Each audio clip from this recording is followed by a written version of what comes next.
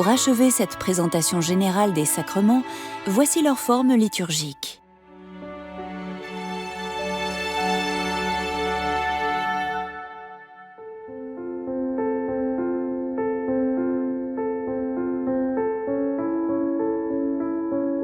Les 7 sacrements sont des signes visibles de ce que les chrétiens appellent la grâce ou le don gratuit de Dieu qui leur permettent de s'unir au Christ.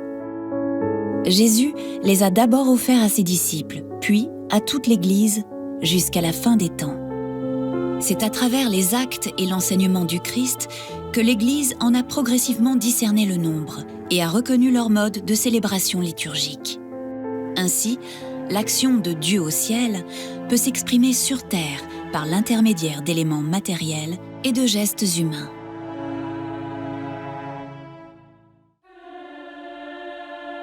Chaque sacrement est un rite sacré, au cours duquel la vie ordinaire du croyant est mise en présence d'une dimension surnaturelle qui le relie directement à Jésus-Christ.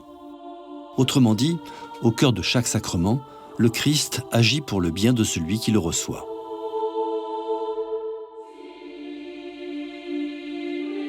Ce lien a été rendu possible par une série de transmissions.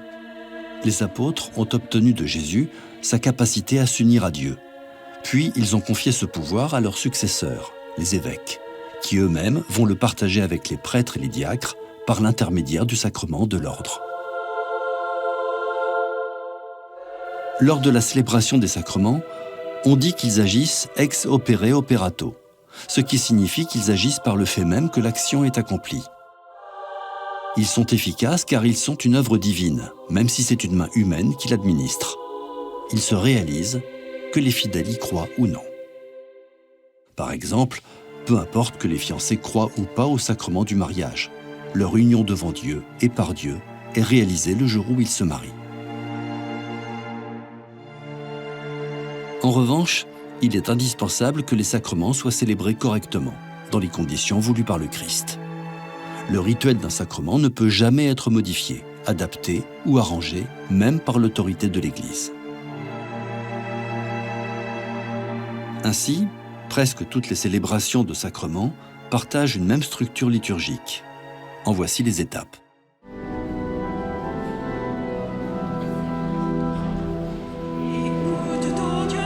L'entrée et l'accueil symbolisent l'entrée dans la présence de Dieu et l'accueil par l'Église, l'assemblée des croyants réunis.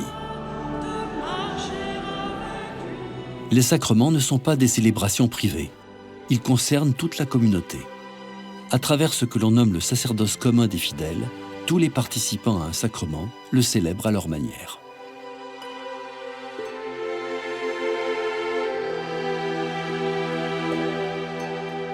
La liturgie de la parole est une étape essentielle dans toutes ces célébrations. Elle comprend une lecture des Écritures et une homélie qui explique ces textes bibliques en les reliant aux sacrements célébrés. La présence de la parole de Dieu est essentielle.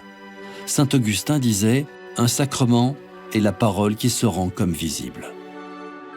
Puisée dans les textes de l'Écriture, elle donne aux gestes et aux symboles leur signification, comme Jésus lorsqu'il commence par expliquer aux pèlerins d'Emmaüs les Écritures avant de faire la fraction du pain.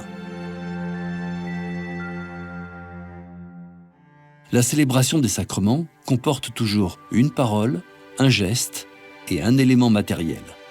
Par exemple, lors de l'Eucharistie, les éléments matériels sont l'hostie et le vin consacré. La parole est « Ceci est mon corps, livré pour vous ». Le geste est celui de la communion. L'association du geste spécifique et de la parole qui y correspond forme un symbole qui exprime le sens du sacrement et réalise ce qu'il signifie.